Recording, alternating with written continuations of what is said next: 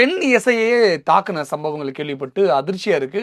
எதிர்க்கட்சி தலைவர் எடப்பாடி பழனிசாமி இத எடுத்து தமிழ்நாட்டுல போலீஸ் ஸ்டேஷன்ல பெண் போலீஸ், அதுவும் ஒரு பெண் இசைக்கே இதுதான் நிலைமையா அப்படின்னு அவரே எதிர்த்து இப்ப கேள்வி கேட்க ஆரம்பிச்சிட்டாரு. ஏன்னா அவர் போட்ட ஒரு ட்வீட்னால தான் ஏடிஜிபி கல்பனா நாயக் விஷயமாகட்டும், இந்த விஷயமாகட்டும் வெளில வர ஆரம்பிச்சது. ஏன்னா இப்போ பெண்களுக்கே இங்கே பாதுகாப்பு இல்லை, சரி ஓகேங்க அப்படின்னு பார்த்தா பெண் காவலர்களுக்கும் இல்லையா? அப்போ நீங்கள் வந்து நடக்கிற குளறுபடிகளை தட்டி கேட்டால் அப்போ நீங்கள் அது ஓகே, ஷார்ட் சர்க்கியூட் ஒரு விஷயம் நீங்கள் பண்ணுறீங்க, பட் யாருமே அதில் சாட்டிஸ்ஃபைட் இல்லை. இது கல்பனா நாயக் ஏடிஜிபி விஷயம். ஏடிஜிபி விஷயம். இந்த இதுல வரும்போது போலீஸ் ஸ்டேஷனுக்குள்ள அந்த பெண் எஸ்ஐக்கு என்ன நடந்துச்சு? பெண் எஸ்ஐ இங்கே வரும்போது என்ன சொல்லப்படுது அப்படின்னா, இங்கே சொல்லுமா சிவகங்கை சோமநாதபுரம் எஸ்ஐயா இருந்தவங்க தான் இவங்களை வந்து சிவகங்கைக்கு ட்ரான்ஸ்ஃபர் பண்ணுறாங்க.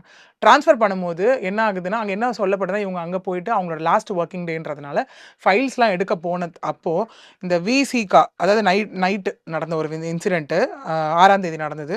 விசிகாவோட மாவட்ட செயலாளர், விடுதலை சிறுத்தைகளை சேர்ந்த மாவட்ட செயலாளர் இளைய கௌதமன், அவர் வந்து கூட ஒரு 10 ஆட்களை கூட்டிட்டு போனதாகவும், அதுல மெயினா கண்ணன் மனோகர்னு 2 பேரை அவங்க அம்மாவே சொல்லியிருக்காங்க இந்த இடத்துல. அதாவது பிரணிதா அந்த எஸ்ஐ பேரு, அவங்க அம்மா வந்து மைக்கேல் அம்மாள், அவங்களே அந்த இடத்துல சில விஷயத்தை இவங்க பேரெல்லாம் மென்ஷன் பண்ணியிருக்காங்க.